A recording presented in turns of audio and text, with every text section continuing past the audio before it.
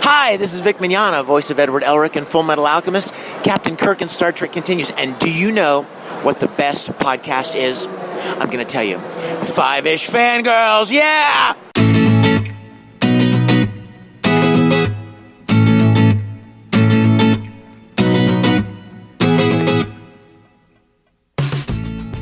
The tangents of Squee continue all the way to episode 119 of the Five-ish Fangirls podcast. Rebellions are built on hope. Welcome everyone to this week's episode of the Five-ish Fangirls podcast. So glad you could join us. Let's start off like we do every week by going on the virtual table and see who's joined us this week. This is Brittany in Belvedere. This is Chrissy in Salt Lake City. This is Mitch in Kitchener, Ontario. And this is Rachel in Indianapolis, Indiana. Hello, everyone. Hi, guys. We're a little delayed this week. What a comedy of errors yesterday that we're not going to get into for whole mess of reasons. So. Yeah, there were several things going on yesterday. None quite as exciting as Rachel's, though. Yeah, but we're not going to get into that. No one needs to hear my family. Well, yes, I asked you, though. Yeah. Just, it was a snowball effect. Just one thing after another. But anyway, we are here. We will do what we do. And we're going to go into news. And unfortunately, I feel like a broken record. Every other week, I think like this is going to be a thing until New Year's. I hope. Yep. 2017 kind of looks at 2016 and like, no, we're not doing that. Yeah, really. But once again, we are starting news with some 10 o'clock news. And Alan Thicke, who most people consider, one of the TV's dad. Essentially, kind of like Florence Henderson was TV's mom. We've now lost TV's dad. He passed away last week. Yeah, it was Tuesday. Yes, the 13th. It was very sudden. He suffered a heart attack, and unfortunately did not survive it. So. And what was, well, not funny as in funny, haha, like funny weird. Yeah. Is like. I just watched him in Fuller House. I know, he was an episode too. of that, and I was like, same day. He's fine. It's like there's nothing wrong with him, and then you hear this news, and it's like, really? Yeah. He played himself in an episode of This Is Us. Yeah. So oh yeah. He's been active. So yeah, he's been doing stuff. Kind of like Florence Henderson, like she was at a taping of something or other, like a week before she passed. So, these passings that are. I just saw you doing the thing. Yeah. But it's like you were just in something that I saw. That wasn't like a rerun. Yeah. Yeah.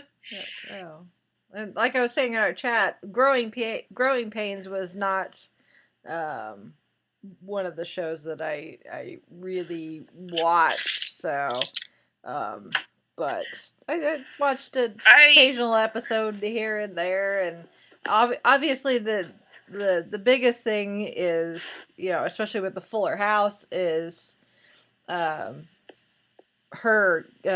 Candace Cameron, her brother, playing the son on Growing Pains. So. Yeah, I mean they both had some really nice tributes to him on Instagram, and I was like, cause I didn't ever get to watch Growing Pains like on first run because I was a little too young. I was a little bit before my time, but then in the mid '90s, for whatever reason, Disney Channel had it in syndication, so that's when I got to watch it, and I was like, yes, I mean.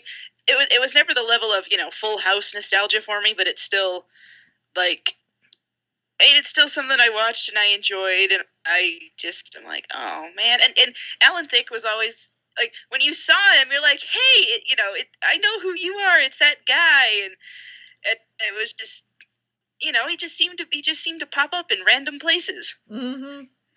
all the time, and now he's not going to, and I'm just kind of like, ugh. I mean, it's sad, but I think at the same time, at this point in 2016, I'm just like, I'm done with this. Like, hopefully, next year, 2017, I'll just kind of look at it and be like, nah, we're not doing that. Yeah. We're gonna. It's like 2016. You were way too drunk to function. Yeah. Something like that. Something like that. Oh. Yeah. But it was funny because I was checking Facebook, just randomly, and my bosses were all like, "Oh, you other girls, you're not gonna know who he was because you're too young." And I'm just like, I know exactly who he is. And they're like, "Well, could someone write?" They were busy. They wanted me to wanted one of us to write up a post about it on the news website, and I was like, "Yeah, I'll do it." And one of the other writers didn't know who he was, but the other two of us who were about the same age, they were like, "Yeah, we know who he is." Yeah. And we were both sad. And the other one was just like, "Oh well, I'm just kind of a dork. I don't know." And we just had a bit of a laugh, but it was sad. So,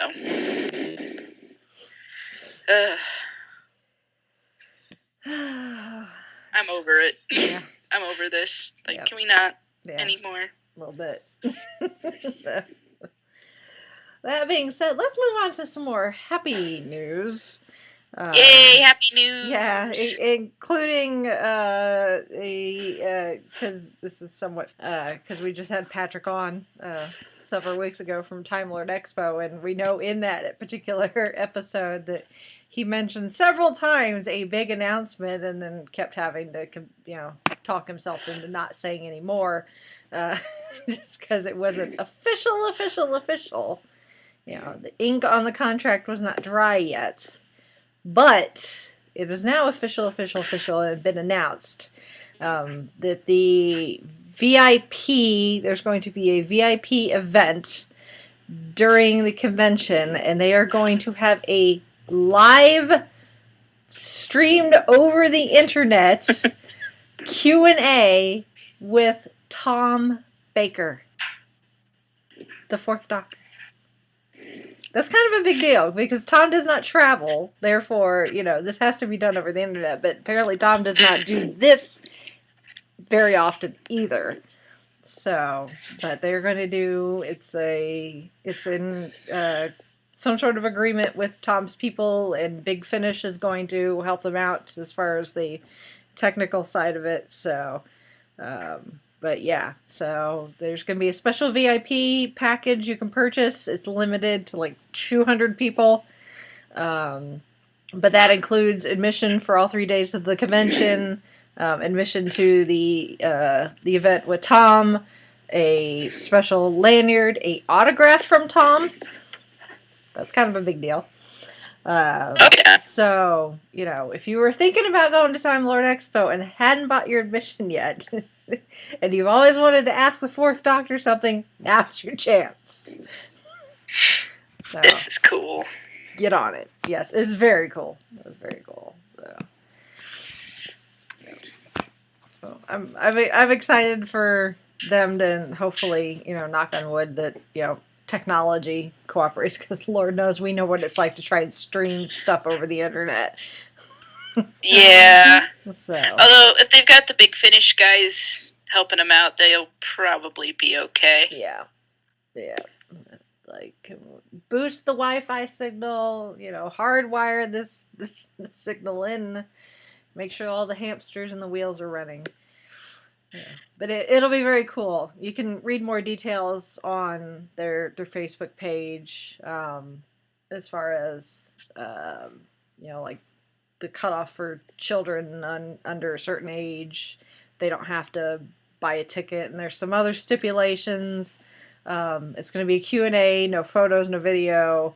It's very, it's very per Tom's wishes, but, it's Tom, so they're going to do,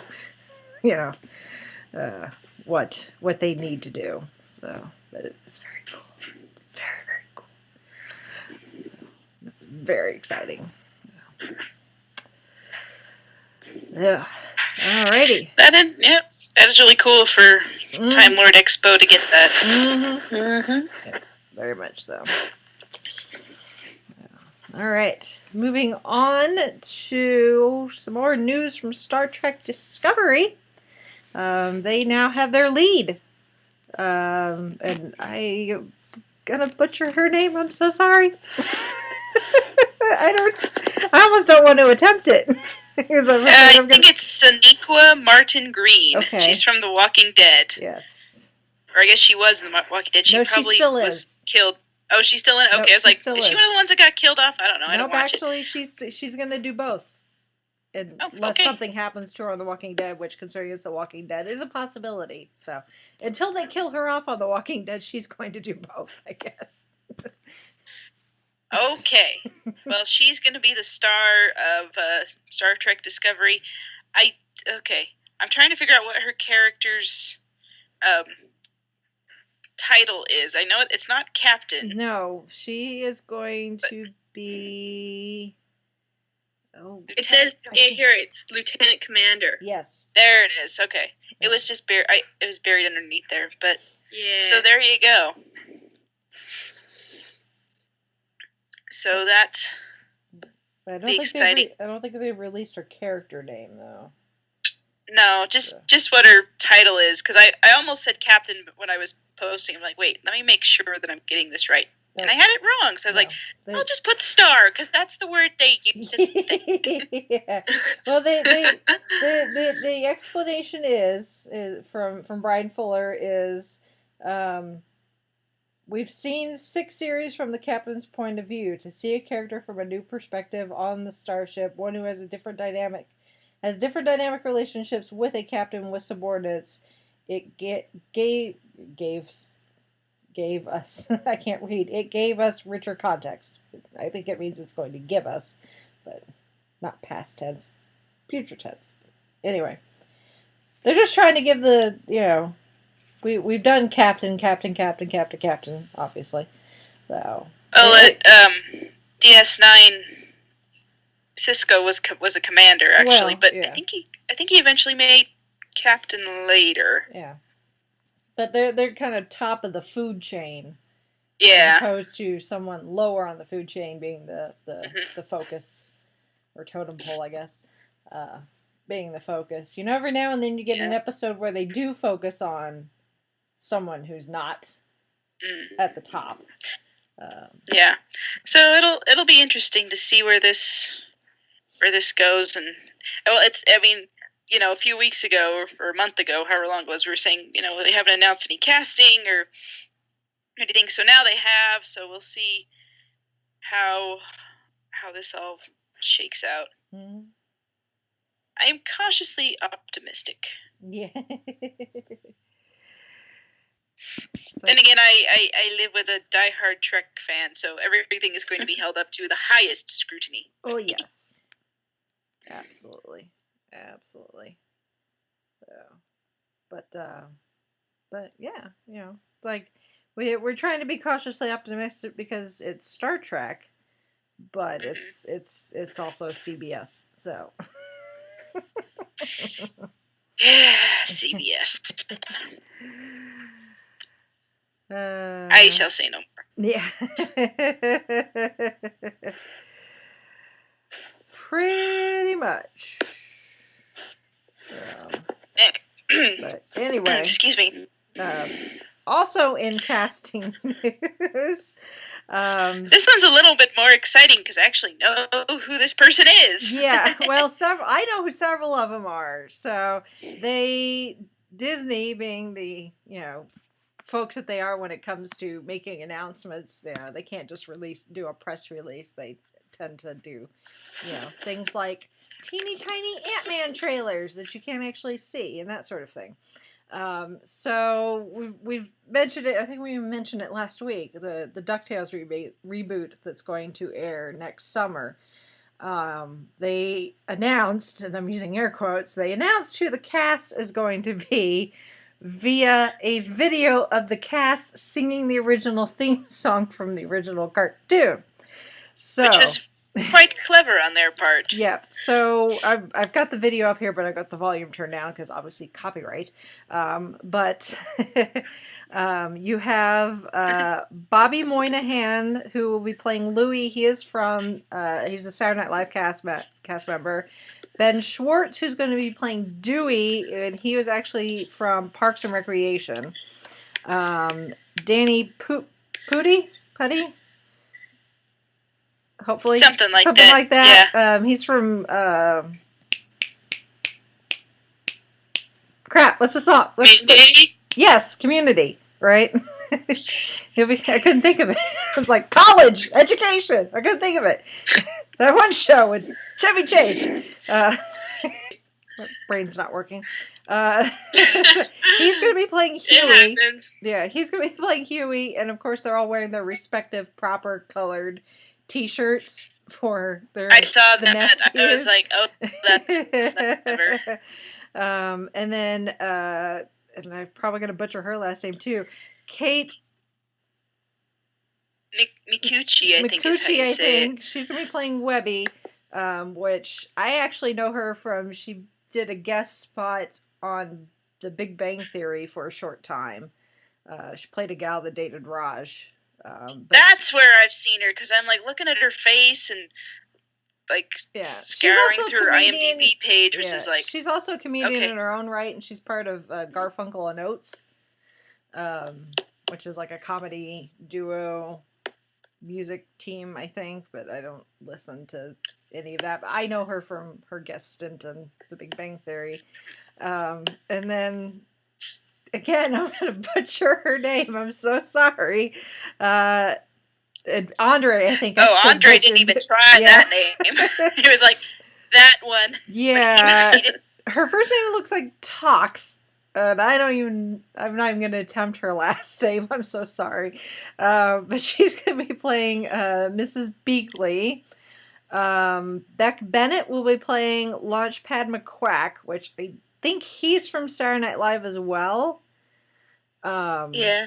I have stopped watching Saturday Night Live eons ago. But he'll be Launchpad McQuack, and the biggest surprise of all of them, Scrooge McDuck is going to be played by David Tennant. I don't even know how to deal with this. Honestly. It was so funny watching, because Andre, Black Nerd Comedy, he did his video, and he's like, I didn't even realize David Tennant was Scottish, and I'm just like, where have you been, Andre? But I don't want to make Andre feel bad, because I can understand, why you would miss that if you weren't paying too close of an attention, but it's just kind of like, Tennant is a stage name, and his original last name is very Scottish, but Tennant, not so much. Yeah.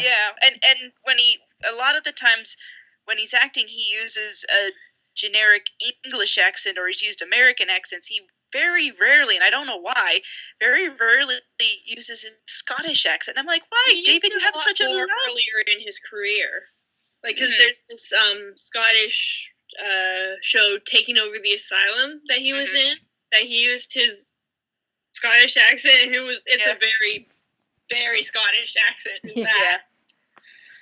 Maybe he thought it was too thick, and people are like, "Oh no, you have to change it." I'm like, "Don't change it. It's so lovely." Yeah. I kind of the same way with Jenna Coleman and her northern accent. I'm like, your northern accent's so cute. Don't get rid of it. Anyway, David Tennant is Uncle Scrooge, and I'm like, I can't handle this is so cute. The video itself is just adorable too. They're singing along, and David's struggling a little bit with the words. Well, you can tell he's having fun, even though he doesn't quite know all the words to it. And I'm just like, oh, David, bless your heart. Yeah. Oh. I adore you. Yeah. But it just based on this initial introduction to the cast, I mean, it looks like it's going to be a lot of fun. And obviously David has experience, doing voice work, not just being in front of the screen. He's done cartoons and stuff before, so and you've got a lot of established comedians in that group too, so that should make for some interesting television, I think, because even in voice work, it was something like a cartoon, there's still some room for some improv, so well, in their recording, and the Disney animators are going to be like, wait, what? That was not in the script. That's not what they planned on animating. Well, now I'm looking up Alan Young, who was the original voice of Scrooge McDuck, because I was like, is he actually Scottish? Because he did some other voice work with Disney, and where he used a Scottish accent. And he was born in England, but his parents were Scottish, and then they moved back to Scotland when he was really little, but then they moved to Canada when he was 6. And then at some point he got into, radio and voice work, and most notably he was Scrooge McDuck. Yeah. Because I was talking to some friends. We were talking about this whole thing with David Tennant being the new Scrooge, and we're all like, well, was Alan Young Scottish and everything? And I was like, I don't know. Now I had to look it up. So it was kind of interesting. Scrooge has always been played by a Scottish guy. As it should be. Which I think is very cool. As it should be. Because he is indeed Scottish. Yeah. Anyway, I just had to throw that in there. Yeah. And obviously Donald Duck will be in the show as well, but as far as we know, the current voice of Donald Duck will be playing Donald Duck. So. Yeah, because they have a voice actor for him, because Donald Duck has been in, they do, Mickey Mouse Clubhouse and a bunch of other little... Yeah. Other cartoons that involve the classic Disney characters. We call them the Fab Five. So, and they have established voice actors for those, and Disney's not likely to divert from those. So they want to keep those as consistent as possible. So.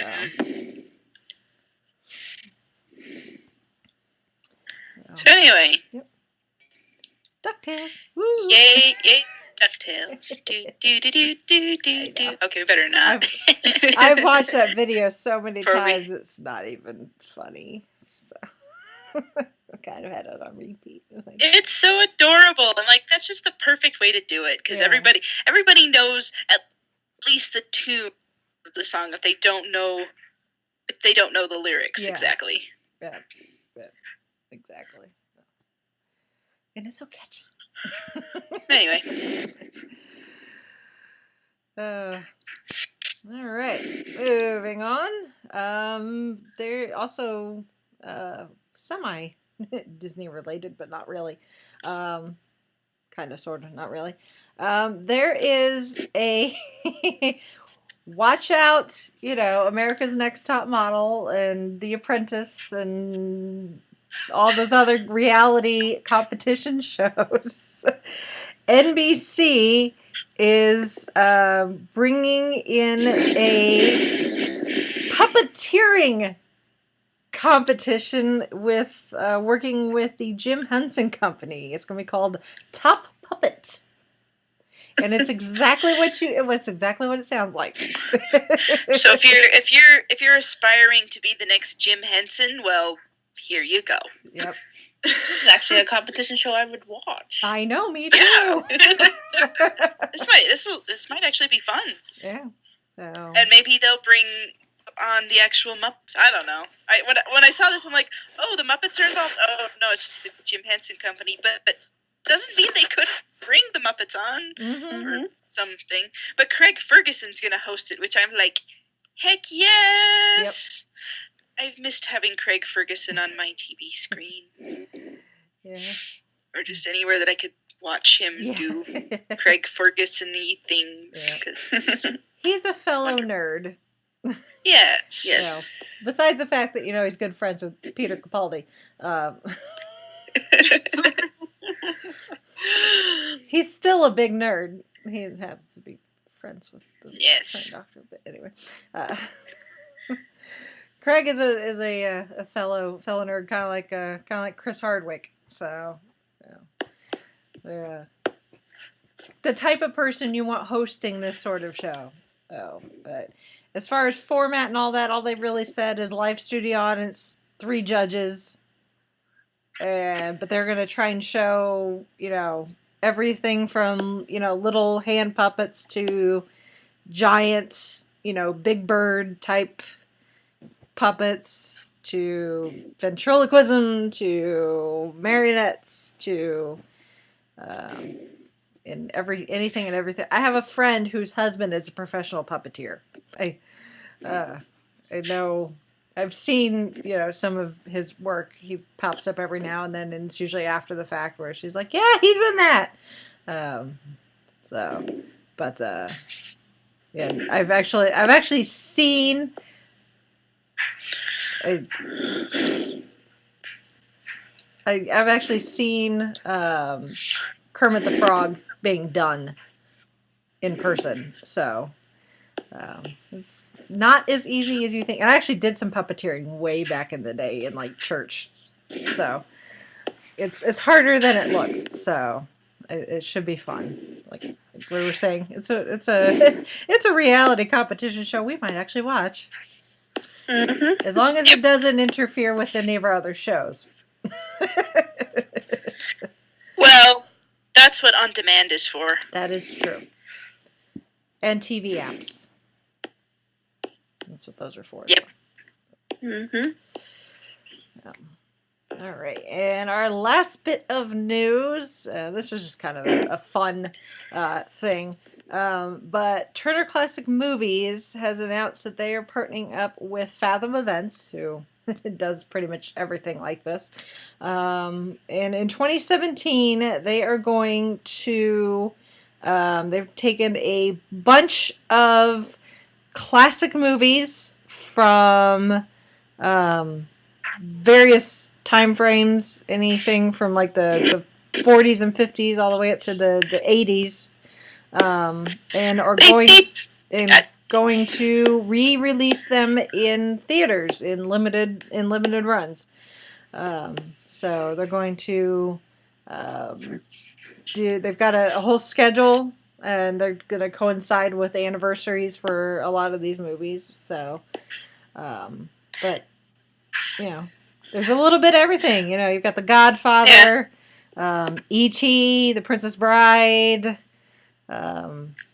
Smokey and the Bandit. I think Princess Bride. That was the one I saw because I follow their thing, or I have it liked on Facebook, so it popped up and like, oh hey, we're Princess Bride's going to be on the big screen at some point next year, and it's like Turner Classic Movies and Fathom. They do this.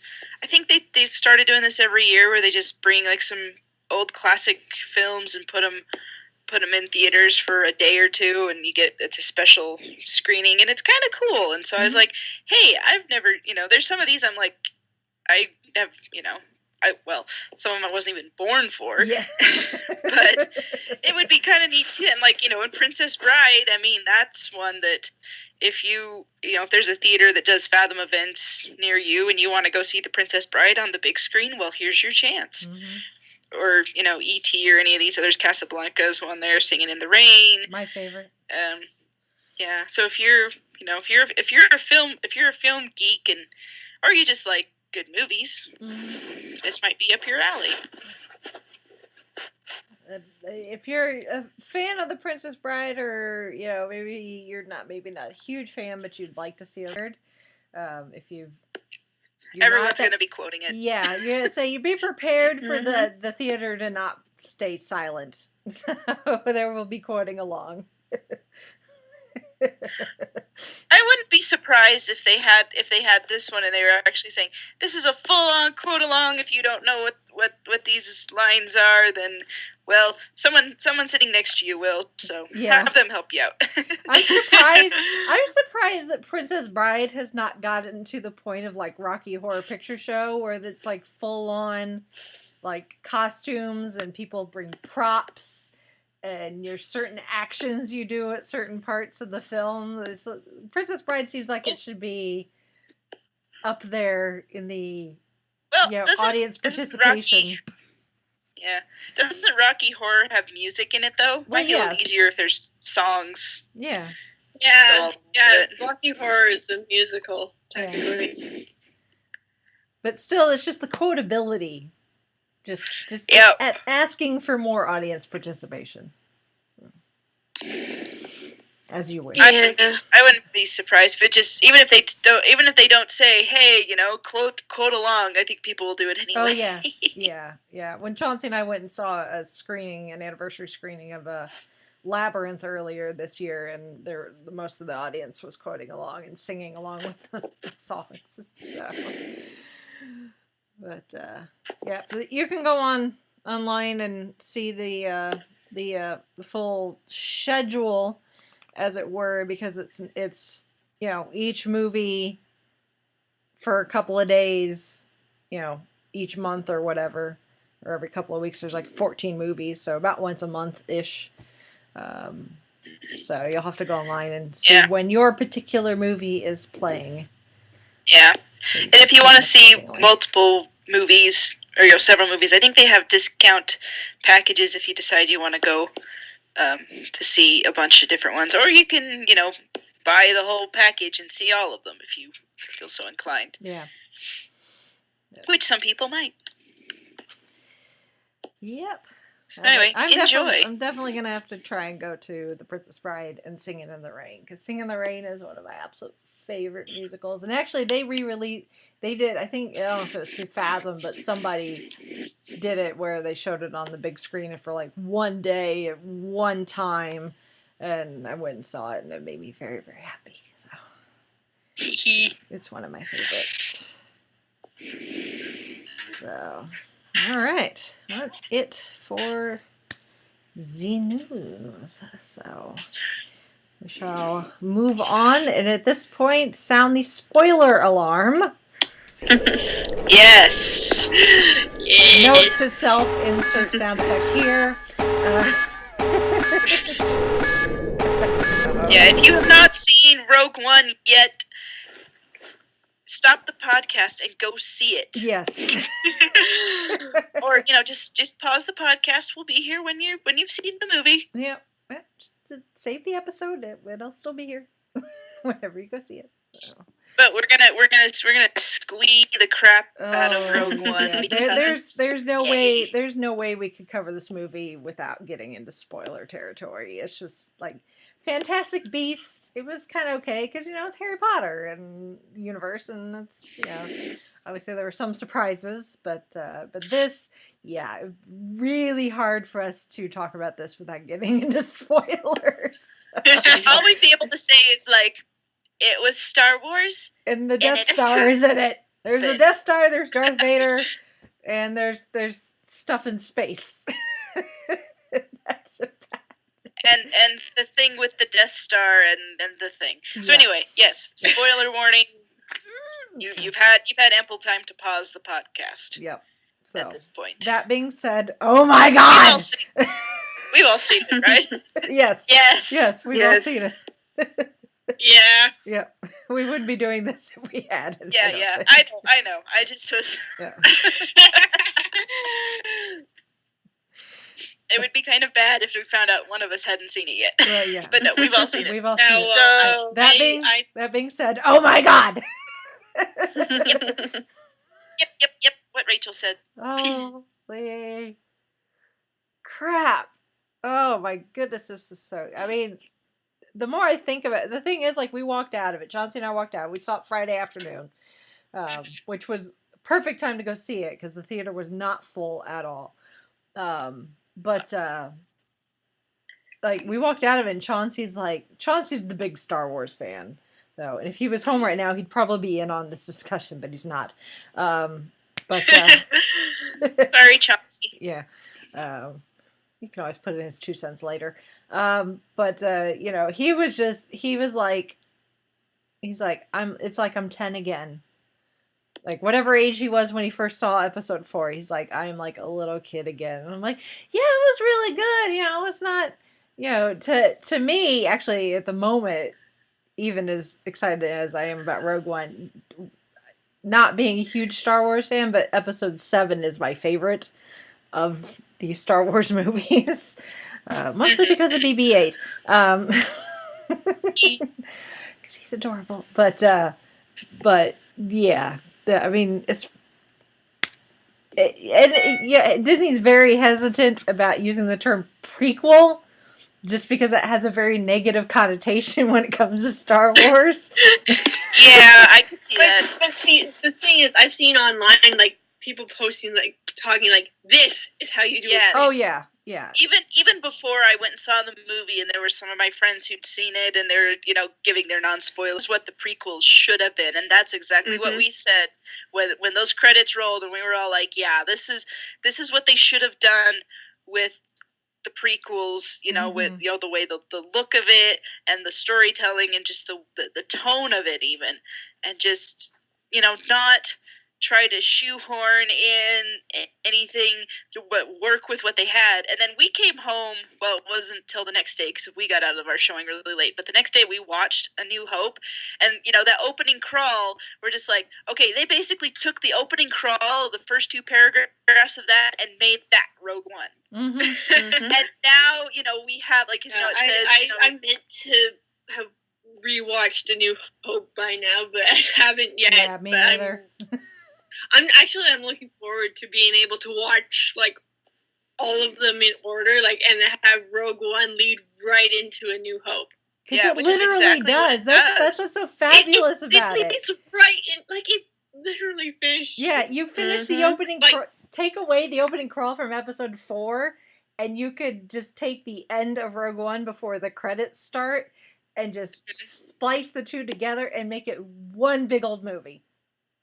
Yeah, and it would work, you know, so well. The rebel spies that it mentions, it says, now we know who those rebel spies are, and we know what the battle was like, and who won and who lost and how they got to that point. It's just like, this is so cool. Like, the only space in between the end of Rogue One and the beginning of A New Hope is the time it takes Leia to get to Tatooine. Yeah, pretty much. Yeah, and and her ship jumps into hyperspace, like, immediately. Of course, Darth Vader has to. Hello? Yeah. Yeah, we can hear you. But yeah, you can, like you know, Vader's got to go back to his Star Destroyer and chase after Leia's ship, but basically, yeah, there's like maybe 10 minutes in between them. Something like however long hyperspace takes, essentially. Yeah, I'm just saying 10 minutes. Oh.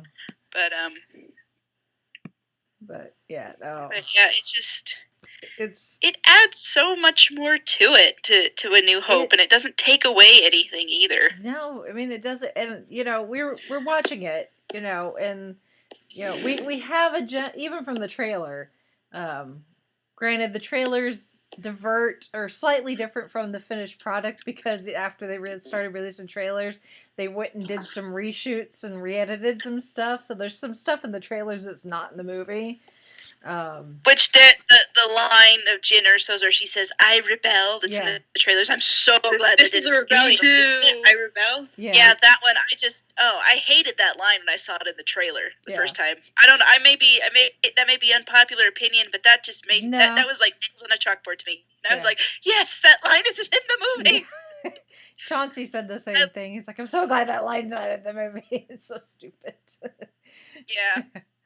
But her character, I loved it. She was just pitch perfect. Yeah. I liked her even more than Rey, honestly.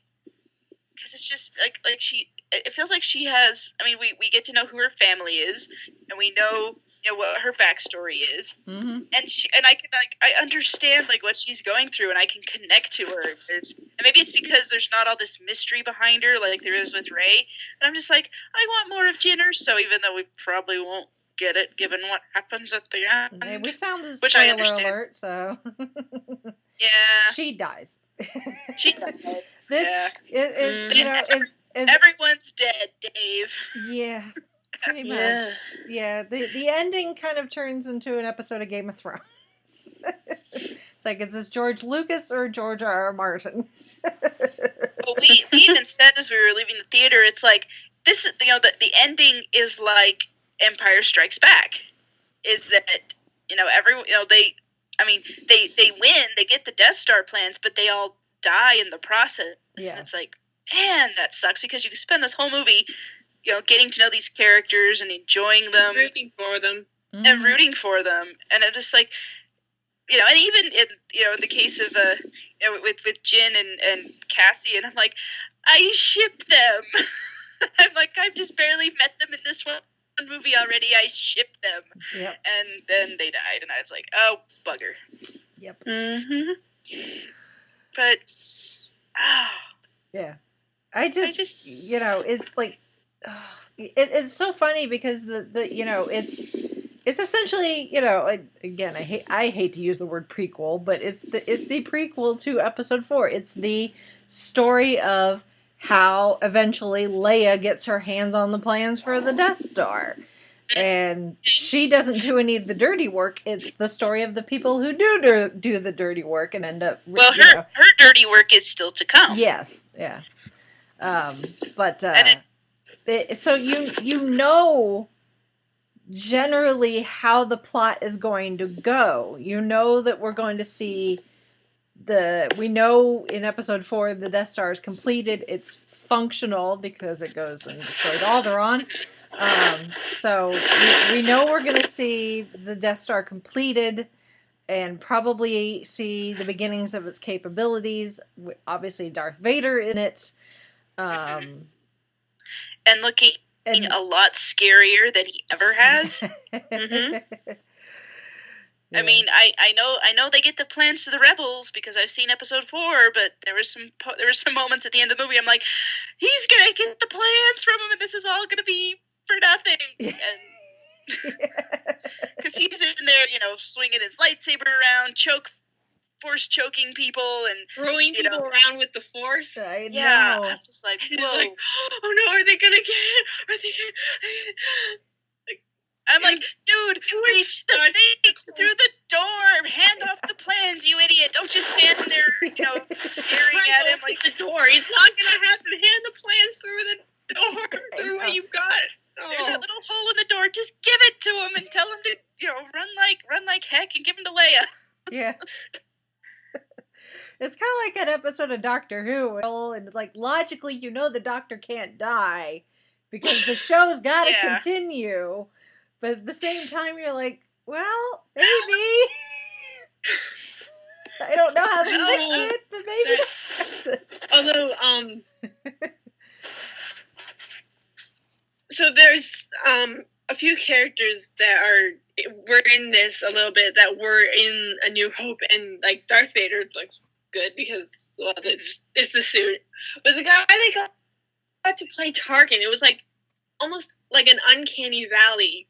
Like he's I'll say that. Yeah, well, they actually almost there, but not quite. Yeah, they actually did do CGI for Tarkin. That's actually supposed to be Peter Cushing. Yeah, but no. They didn't do a good enough job then because well, the technology is not quite there yet. Is the thing, but considering the technology that's available, it's pretty darn good, and I'm actually glad that it's not quite perfect yet. They did because the same thing for Leia at the end, because she was a lot closer to a young Carrie Fisher than that is true. Yeah, but I will say this: she's only on the screen for 30 seconds, so yeah. I genuinely thought that they had gotten like a Peter Cushing look-alike to play him. Well, they kind of did.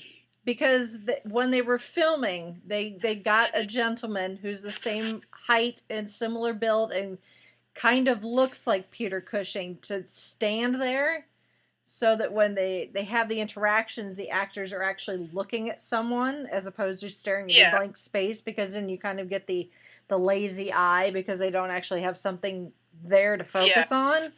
And then they used a combination of footage from episode 4 and photos they had of Peter Cushing, and put that all into a computer and did it all up, and with Bob's with your uncle, motion capture and stuff. Yeah, Bob's your uncle Tarkin is there. I mean, it's good. Obviously, it's not perfect. I'm kind of glad that it's not perfect, because I don't think them to be able to substitute someone completely and be uber convincing. I think there's more they could have done. Having worked in doing some 3D modeling and that sort of thing. As far as the CGI is concerned, my biggest thing was really the way he was lit.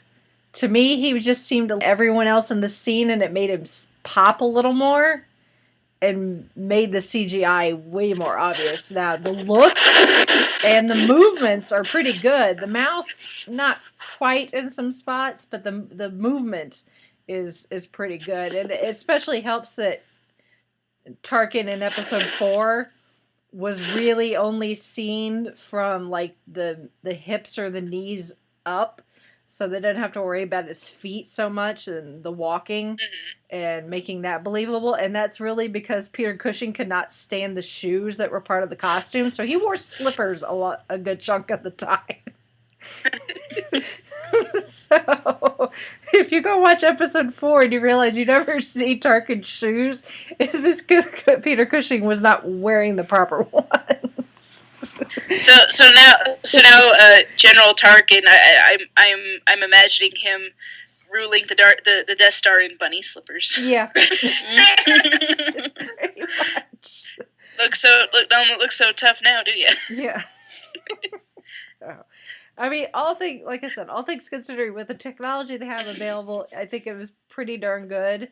If he had less screen time, that probably would have been a little easier to pull off. I know some people that were pretty fooled by it. I was not, but I actually knew. I'd heard a story or read a story about how they were digitally recreating him, so I expected it also. So I genuinely thought that was just like that he was actually there. It wasn't CGI or anything. Yeah. And then later I read, it was supposed to be Peter Cushing. Yeah. Okay. Yeah. CGI Peter Cushing. So I'm like, okay, well, you had me. So yeah. I don't know. Maybe if I go back and watch it again, I'll see the little flaws and things like, oh yeah, that was the thing. But you know what? The fact that they can actually attempt to do that now and have it be semi-believable is actually pretty good. Oh yeah. Yeah. It's like this is a good use of technology, that actually serves the story and not just doing it to be like, hey, we can insert all this crazy CGI just because we can. No one's going to tell George no. Yeah, exactly. And I think that's one of the things that makes this movie so good, is because of the technology they have available now. They were able to, even though it was made, in this era, they made it so it's pretty seamless in how it looks and feels to episode 4, which was made almost 40 years ago. I mean, next year's the 40th anniversary, right? So it'd be 2017, 1977. Right. Oh my gosh, that's So crazy. Between the combination of trying to get the cut the things like the controls in the Death Star, which, these days look pretty, goofy. It's like, these 8-bit renderings on the screens, these wire drawings, and just a couple of buttons on a control console, when we're used to, big old fancy flat touch plasma screens. Or the holograms, like in Agents of S.H.I.E.L.D., where they're, manipulating... Yeah. The things in the air. Yeah, the things like, Galen's, hologram message that Jyn ends up watching looks very similar to the hologram of Princess Leia that R2-D2 ends up playing. Yep. And they did things like they took costumes from the original movie and reused those. For some of the characters, so that contain the look. They used footage from episode 4 when we get to the X-Wing battle at the end of the movie. we get a couple of shots of the X-wing pilots that we'll see in the battle for Yavin 4. So, and Chauncey missed that. I'm like, no, those are the guys we're gonna from the movie. They just used the footage from the movie. And speaking of the rebel fighters, did you notice, because there was red leader, gold leader, and blue leader, and blue leader made it through the shield down to Scarif, and the other two didn't. So basically, they lost a whole squadron. Yep. And they lost the blue squadron, but red and gold were still there to for the battle in A New Hope. So it's like it's those little continuity bits. Didn't make it through the battle, which made an opening for Luke. Killed, which then that call sign goes to Luke in A New Hope. Yep. Yeah, it's like all these little details that add to the continuity that connect the two movies. It's like this is just so good, and it's not contradicting anything. It's not shoehorning anybody into something. It's just it's all one big story. It's telling. It'll be really interesting to watch Rogue One and A New Hope back to back someday. Oh yeah, that'll be so cool. Yeah, it's like, how long till this gets released on DVD? Well, if he keeps performing it the way it is in theaters, it'll be a little while, but I'm okay with that. Yeah, it'll be a while. It'll be like 6 months. Christmas next year. I have summer of 2017. Yeah. Oh yes. I've got to talk about Jyn Erso and his Death Star design, because for 40-year-old plot hole fixed. Yes, for years, how many times have people made fun of the designer of the Death Star, saying, "How could you possibly, leave such a big weakness in the Death Star?" It was intentional. Yep. Because he didn't like the Empire, and he was trying to stop them, and it's just like, that's perfect. I know. So all those designed a lot, so they could be just hit once and bam, yep. whole and thing goes down.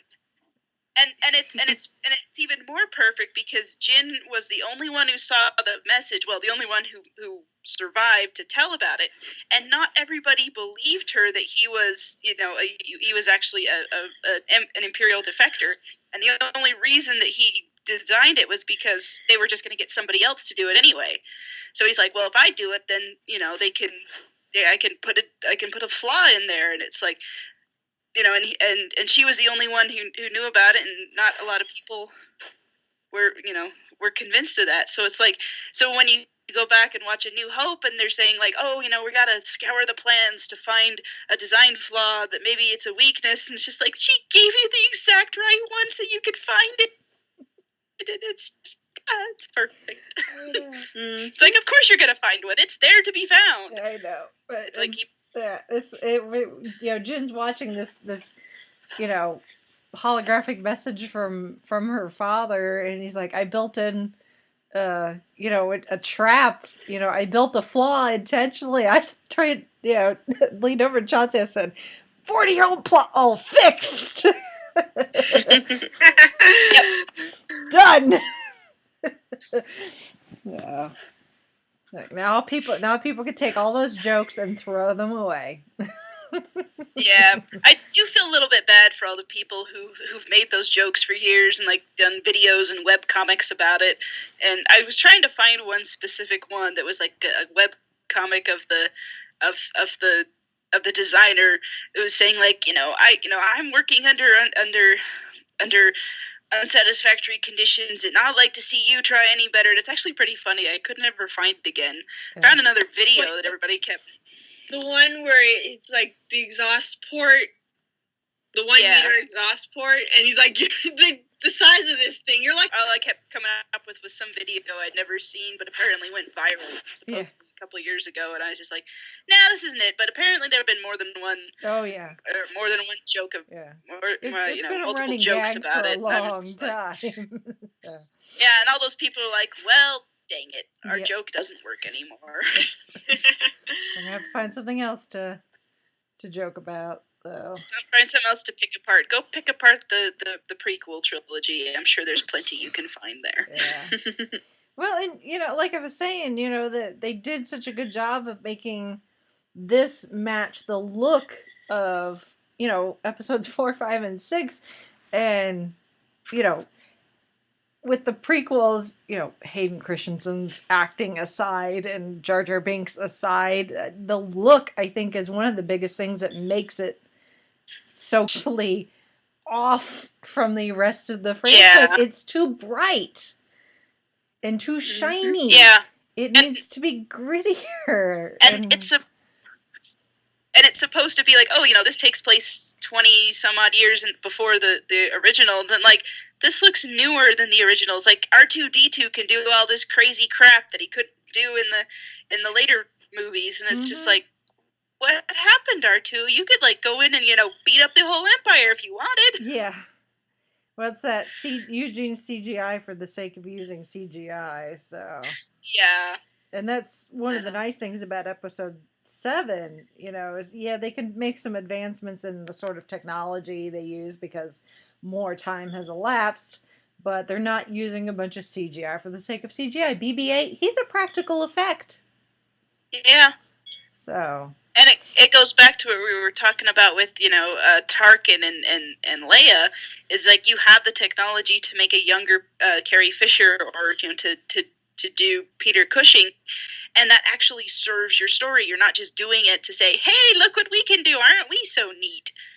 It's just, and it helps move the story forward, and it keeps that believability going. In fact, I was not expecting Princess Leia to turn around at all. I thought we were going to see her from the back the whole time. When she showed up, I was like, oh yeah, we're just going to see, she's just a body double. She's in her dress and got her hood up. We're not going to see her face. Then she turns around and I'm just like, holy crap, it's Princess Leia. Yeah. And that one, she was convincing as a young Carrie Fisher. Yeah, I think it was like because her hood was up, so all they really had to do was her face and her hair, so it wasn't quite as much, and she wasn't there for very long. But it's just like, okay, she I had, believe like, this. one line, Yeah, and that was it. Yep. And she was way more convincing to me than the Tarkin. Yeah. Yeah.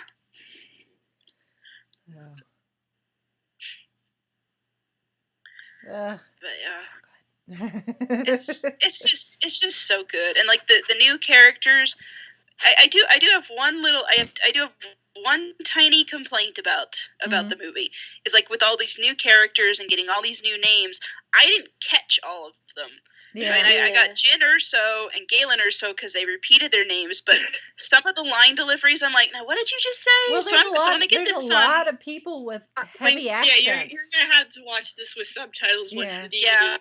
Yeah, that's what Jared and I were saying. We're like, when we get this, we're definitely gonna need subtitles. So I'm like, okay, that's Donnie Yen, and then there's Donnie Yen's buddy. Yeah. And then that's the big guy, and then there's this guy, Cassian Ando. I really had to listen hard for his name though, cause Cassian. Like, and then there's the droid. I didn't catch all the names while I was watching it, but I've seen since then that people apparently who did catch the names are talking about these characters. Like, oh, that's what that character's called. Yeah. You gotta go on IMDb and start looking at like names character like, names. Oh. And they get to the end and like they get their little rebellion group, and there's this ragtag group and they don't even give names to a lot of those guys. Well, I mean, like the Imperial cargo pilot that defected, like I didn't know his name till after, and I was scrolling through Tumblr and they're talking about this character, and then I finally figure out, oh, that's the pilot. Oh, okay. Rook. So Bodhi Rook is what his name. So, yeah. And maybe it was a thing like, oh well, they're all gonna die anyway, so don't get too attached to them anyway. Yeah. I guess, I don't know. And I was just like, but I already got attached, and I still don't know all their names yet. Yeah. Yeah. Right. Well, I mean, although apparently Forrest Whitaker's character is going to be in Rebels, I think, the animated show. Well, his character was already in the Clone Wars. In the cartoon. I can't speak. And so he's gonna appear again in Star Wars Rebels, which obviously takes place before this, so he can be alive. So. Oh, okay, yes. Because Rogue One takes place approximately 5 years after the end of. So wherever Rebels is going to end, it's going to be another 5 years, and then you can go to Rogue One. So. Yeah. So. The main part of Rogue One, not the . cold open with when Jane was little. Yeah. Yeah. Yeah. So. The timing, even leading up to the movie, people were struggling with just trying to figure out where Rogue One fell into everything. And then you go and throw Clone Wars and Rebels into it, which they're cartoons, but they're canon. So they count as far as the timeline is concerned. So it's like you have episodes 1 and 2. I still need to watch Clone Wars and Rebels. Yeah. So it's like you're going to have to watch episodes, if you want to watch it in like calendar, like time frame order, not release order, but like continuity order. You have to watch episodes 1 and 2, the Clone Wars cartoon series, episode 3, then Rebels, then Rogue One, and then 4, 5, 6, and 7. So. And then 8 and 9. Yep. Once they're released. This is getting to be just like Marvel and Agents of S.H.I.E.L.D. and Agent Carter and the Defenders and all that other stuff. Pretty much. This goes here, and this goes here, and this is sitting here. Yep. And that's exactly, that's what Disney's been doing with both Star Wars and, the Marvel Universe. And this is something that Chauncey and I were talking about on the car ride home from the movie. Because I remember when Disney made the announcement that they bought Marvel. And I was like, well, I wasn't really a Marvel fan at the time. I was like, oh, that's cool. I get that the comic book universe, it's very vast. So there's going to be a lot of material for them to pluck stuff from to make movies and TV shows and whatever. And then they made the announcement that they bought Lucas. And so many people are like, this is the worst thing ever. Oh my goodness. They're going to destroy my childhood. And they're just doing the same thing that they did with Marvel, where they are... It's a vast universe with a lot of characters and technology and locations and story that they can play with. And I was building struck by just how big the Star Wars universe is when we're going to all these planets that I've never heard of before. I know. They have to put a little caption on the screen and say, "This is where we are now." It kind of felt like Civil War because we kept bouncing from place to place. Like, finally, a planet I recognize. Yeah, I know. It's like, what? I know this one. Well, it's funny because I know. Finally. It's funny that you bring up the Marvel thing and Disney buying Lucasfilm, because everybody who is freaking out about Disney buying Lucasfilm is kind of like, no, guys, look at what they did with Marvel. Now translate that over to Star Wars. This is a good thing. Mm-hmm. And they're proving that it is. Yeah. Even just with these, they've only done 2 movies under the Disney banner so far, but yeah, they're doing some really cool stuff with it. Mm-hmm. Exactly. So. Well, and even earlier this year, I'd seen a couple people on my Facebook feed that, that sharing, previous posts, because you can either have like the Time Hop app or Facebook will show you, you posted this 5 years ago and that sort of thing. And like earlier this year, it was the anniversary of Disney making the announcement that they bought Lucas. And people were sharing their post from the initial announcement of them going, oh, this is the worst thing ever. Oh my goodness. Disney's going to destroy, Star Wars and all that. And then they're commenting on their old post now and they're going, oh, how wrong I was. I take everything I said back. It's kind of nice that they're admitting that they were wrong because it's been nothing but good. Yeah. Like at the end, because we sat there at the end of the movie and sat through the trailer and we were, kind of talking about, or not, sat through the credits, I mean. Yeah. And, we're kind of talking about, our initial impressions of the movie. And then at the very end, it brings up distributed by Walt Disney Pictures. And I'm like, Disney, you're wonderful, wonderful people. You own me heart and soul, and I'm happy to give it. Yeah. Well, I think a lot of the initial reservations, at least from the people that I know, personally, the people that I saw complaining and just, not happy about this purchase, however many years it's been now, 2-3 years since they made the announcement or whatever, are people that aren't people that know Disney as far as the parks are concerned. The bigger company. They just know, they have Disney princesses. Yeah, they know the cartoons, they know Mickey Mouse, they know the princesses and that, and that sort of thing, which those are well and good, because Disney obviously has done very well with making, other movies, live action and animated, that sort of thing. But I think what a lot of people fail to realize, and they probably won't because it's not something that Disney does in a lot of their movies, with animated pictures and all that. It's something that really they've just started doing motion picture wise with Marvel and Disney, but in the parks, one of the things that Disney does really, really, really well is telling a story.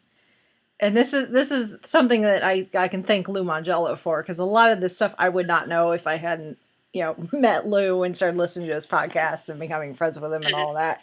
A lot of people, they go to the parks and they rush off to go ride the rides and go watch the parade and all that. But for the people, the really curious people like me and Chauncey, and thanks to people like Lou, is every park, every section, almost every square inch of the theme parks, and a lot of the hotels too, have backstory built into them.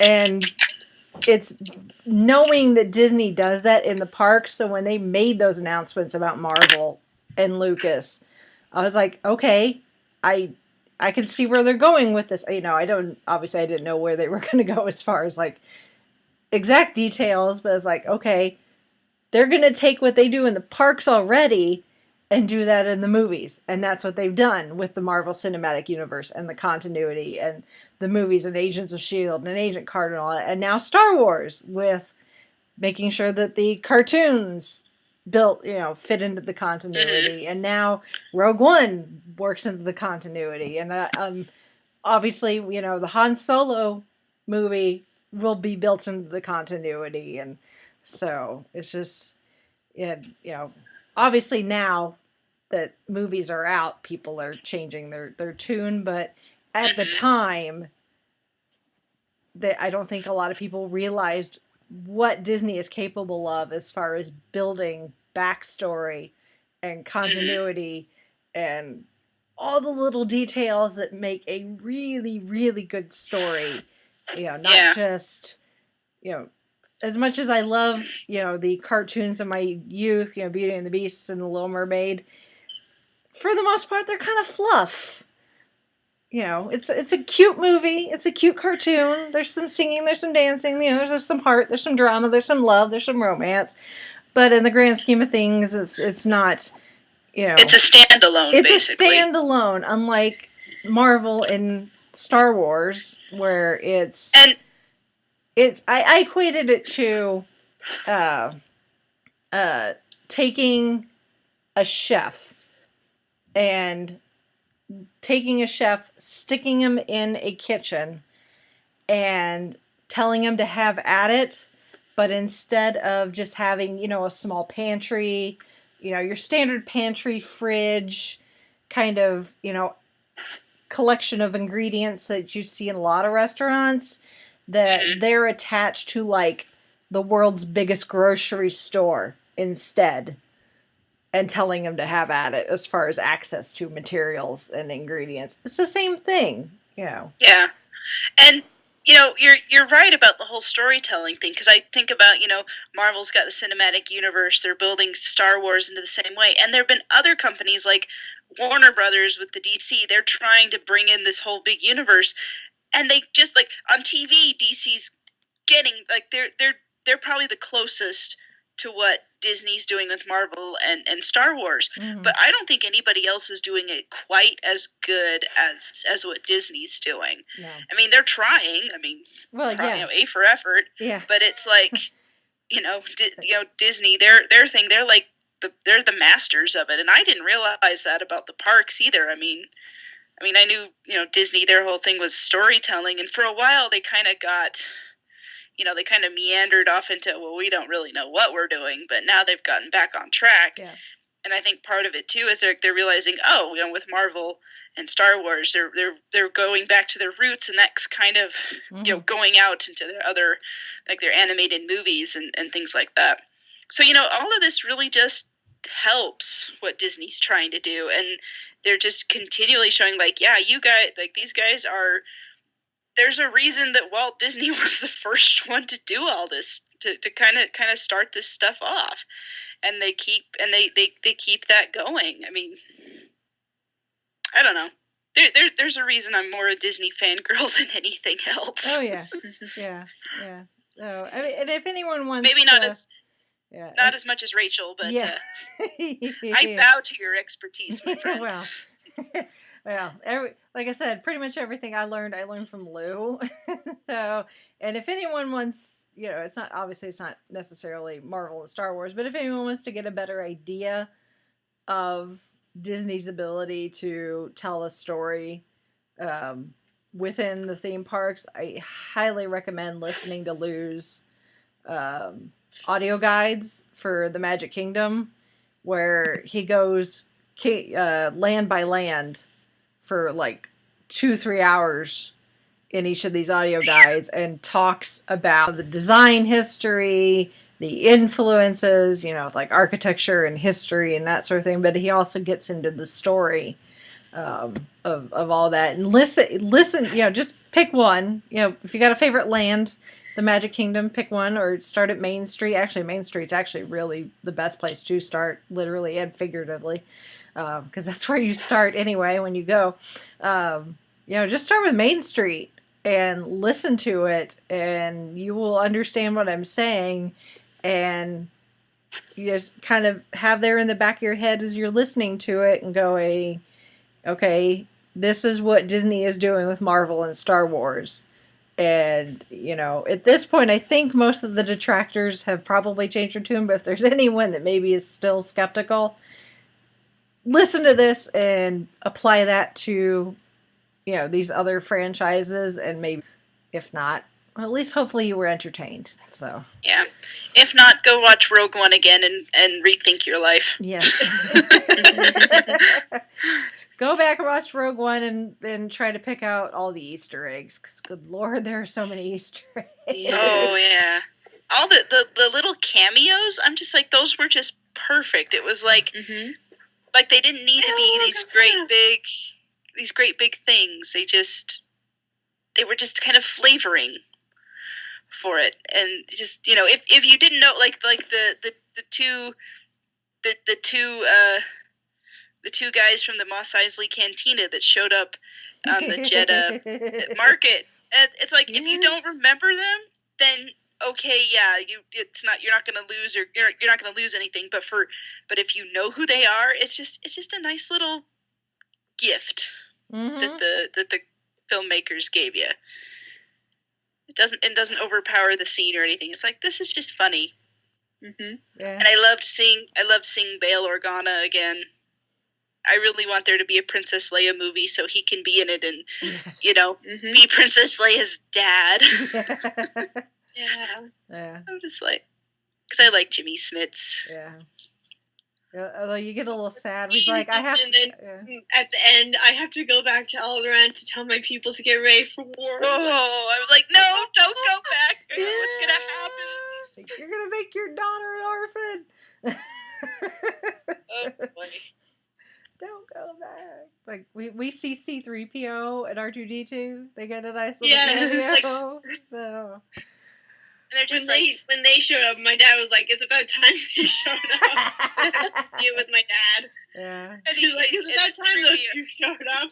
Yeah. And 3P, he's all like, "Yeah, they never tell us what's going on." Nope. So it's like, no, they never tell you. I bet you R2 knew what was going on. Yep. R2 probably knew exactly what was going on. Yep. Yeah. He typically does. A little bit. So. Yeah, you got the guys from the cantina. You've got, there's a lot of Easter eggs actually from because Disney's been cherry picking from the extended universe in what's canon and what's not. So if you've read some of the books, there's some references to things. Heck, there's even a shot of blue milk. There's a blue milk cameo. We laughed when we saw the blue milk. I'm like, there's blue milk. Okay, and it's early on in the movie too. Like they made sure to put that in early, so you'd be like, yes, This is Star Wars. There's blue milk. Just in case you weren't sure, the blue milk. And we kind of got the line K2SO. He started to say, "I've got a bad feeling about this," but this got cut off. No. So we kind of got the line. And someone did say it's a trap. Yep.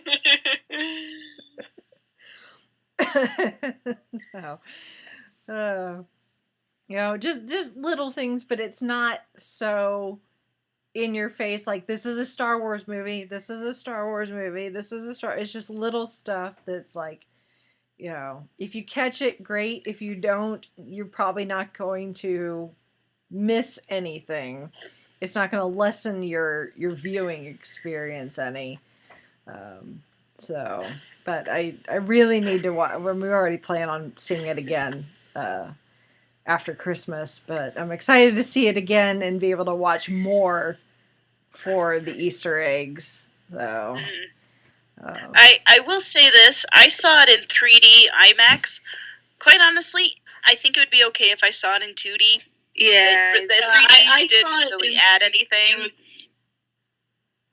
But one of the trailers that I saw before was for Guardians of the Galaxy Volume 2, and seeing that on the big screen was just, oh my goodness. Yeah, that was good in the IMAX 3D, although the trailer for Spider-Man, it was kind of blurry. And I don't know if I was just sitting funny or something, but I didn't really like it in 3D, quite honestly. But for some reason, the Guardians of the Galaxy trailer looked fine in 3D, so I'm just like, I don't know. There may have just been an issue with the file itself. So. It might have been, but... Because I know Holly saw it in 3D, and she said the Spider-Man trailer looked really good, so... Yeah, it looked good for me, too. Yeah, but I think when we go see it next, we'll go see it in 2D, just because I was like... Because there were times I'm like, yeah, this 3D, because like you could tell it had been up converted rather than filmed in 3D, which was fine. But it's like that's I mean, if that's my only complaint about the movie, that I have to see it in 2D, oh dear. Yeah. I'm not terribly loyal to 3D or anything like that anyway. We only went to 3D because all the other showings were sold out, and it was either go at the time with the 3D showing or wait till midnight, and we're like, no. Yeah. I always end up seeing in 3D because apparently that's like the all times, and that's like the only time like after work I can go see. Like if I saw it the normal 2D would have been like 7, 8 o'clock. I went to see it in 3D at like 11 o'clock at night because that's the time that worked for me and my dad. And we got reserved seating at the showing we went to. Yeah. So, 2D, 3D, sounds like if you could do either, whatever your preference is. Although, hopefully, by now you've seen the movie since we've been blathering on about spoilers all the way through this thing. Anyway. Any other thoughts anybody had about the movie? I can't believe how hard Vader made me laugh. Do not choke on your aspiration. That was a genuinely good line from him. I don't think Vader had a bad line in the whole thing. And you noticed who or one of the people who was in the Darth Vader suit was Spencer Wilding, who the boys had on the podcast some weeks ago. So, yay! The guys have interviewed Darth Vader and Boba Fett. So good job, guys. Yeah. Someone on Tumblr pointed out how Darth Vader turned the lights off on his chest panel so that he could make it his entrance by turning on his lightsaber when he was going after the rebels at the end. Like, because first we saw him was when he turned on the light, like in that scene was when he turned on his lightsaber, like, whoa. Oh yeah, and, and that, like, that whole thing is just like, that made him look a lot scarier. Like, okay, yeah, he was scary in the original trilogy, but we've never seen him quite that intense before. Yeah, give me chills. Yeah, I was like, okay, I'm scared of you again. Yeah, I was just so happy. He walked in the room for the first time, and he just walks in, and then he starts talking, and you hear that James Earl Jones voice. Yes. I'm like, oh, I missed you. I know. I'm like, he's back. This is wonderful. Although I think it's funny that he has his stronghold on Mustafar. I mean, granted, I don't know where else he'd have it, but it's like, this is where you almost died. But okay. Maybe he's trying to make a new Happy Memories there. I don't know. Something like that. I mean, and we learned how he takes a bath. Yeah. In that big tube thing while all the guys are, all the guards are standing around. Straight out of the extended universe. So is him having his own version of Barad-dûr in Mordor, apparently. The Eye of Sauron. Yep. So that makes him look scary too. Yes. But yeah, it's just it's Star Wars. It's Star Wars, yet it's not. But it works. Like, you get the opening, and it says a long time ago in a galaxy far, far away, but there's no opening crawl. It doesn't start with that John Williams, iconic score, but it still works.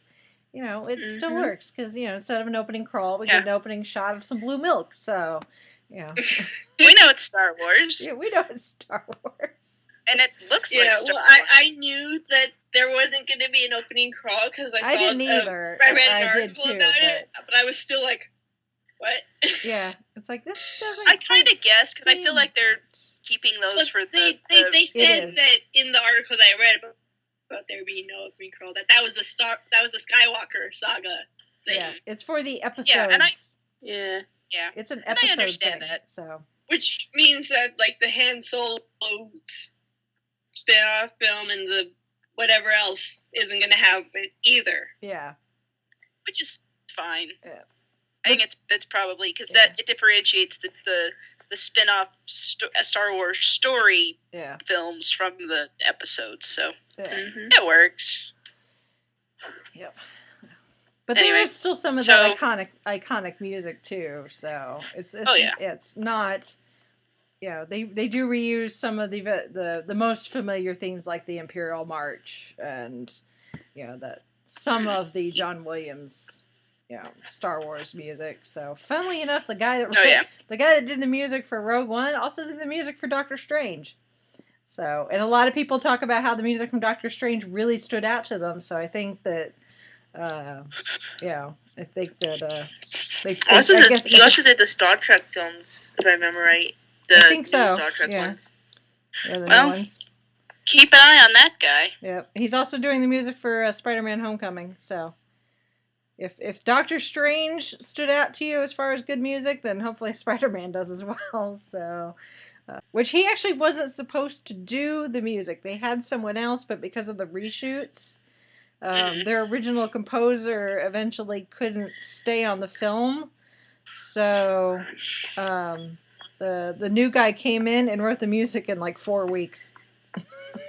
Wow. Yep. Yep. So, yeah. It probably won't be until the DVD comes back, the extras and all that, and we'll find. Obviously, some of the obvious stuff, like that line from the trailer, is not in the movie, so we know that was reshot. But I'd be interested to see what else was reshoots and how much, how different, the first cut was compared to what we finally got. Because, as far as I'm concerned, I'm happy with what we got.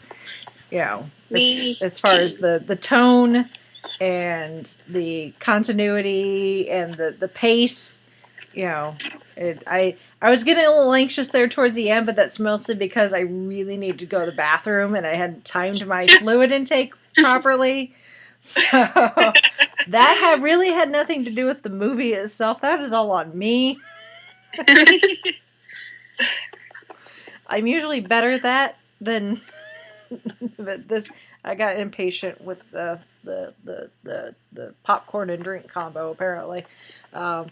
So, but now I've seen it once, so if it happens again, I know when I can get up safely to go to the bathroom. Yeah. First world problems, I know. Just watch your drink intake. Yep.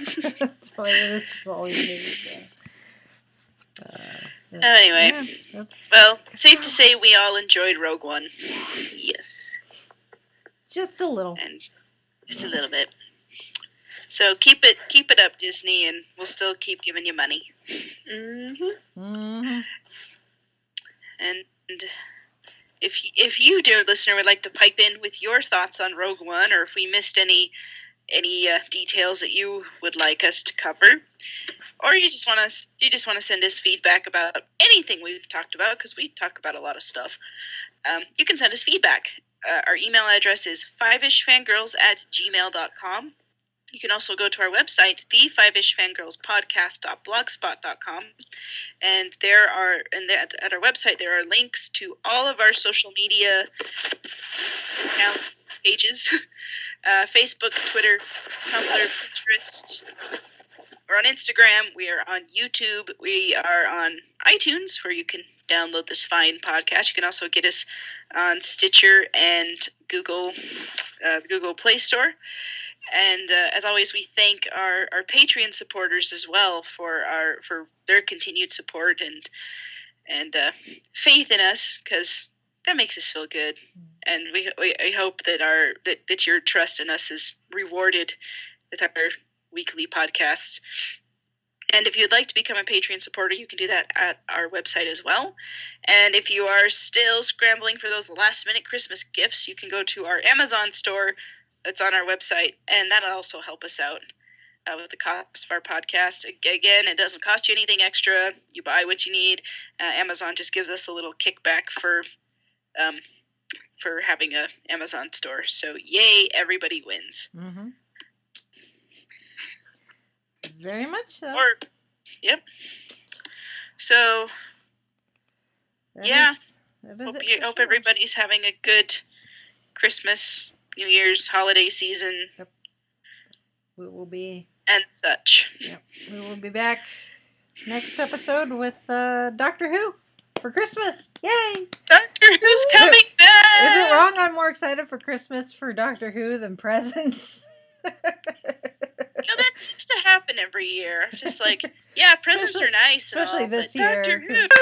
Well, I'm very It's excited. been such a drought. I'm just like, ugh, Yeah. I miss my Doctor Who. I Really? mean, I have other things to watch and read and do and things, but it just seems, there's a TARDIS-shaped hole in my heart. Mhm. It needs to be filled. Yep. We'll be But back. it will be filled on Sunday, so yay. Yay! So, we will be back next episode with that. So, very excited. Yay! Apparently, Peter Capaldi's getting anxious for Doctor Who to come back as well. So.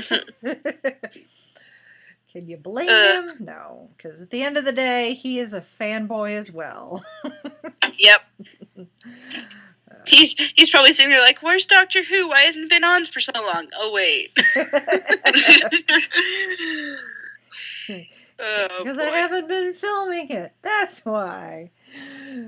All right. Anyway. Yep. Well, I think with with that, we shall sign off for this week.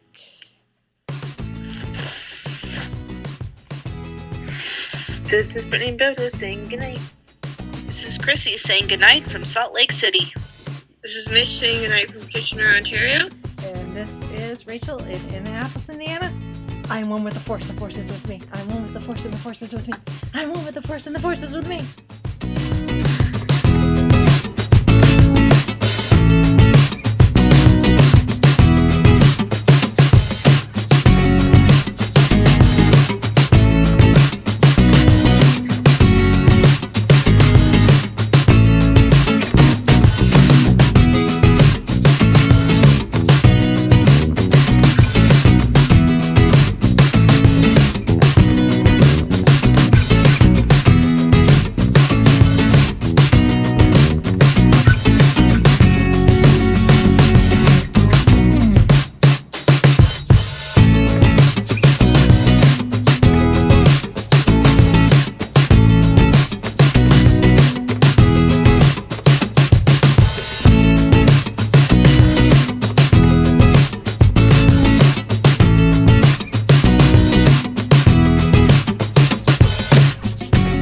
You have been listening to the Five-ish Fangirls podcast. Any and all movies, books, games, and other forms of media mentioned are owned and operated by their respective copyright holders.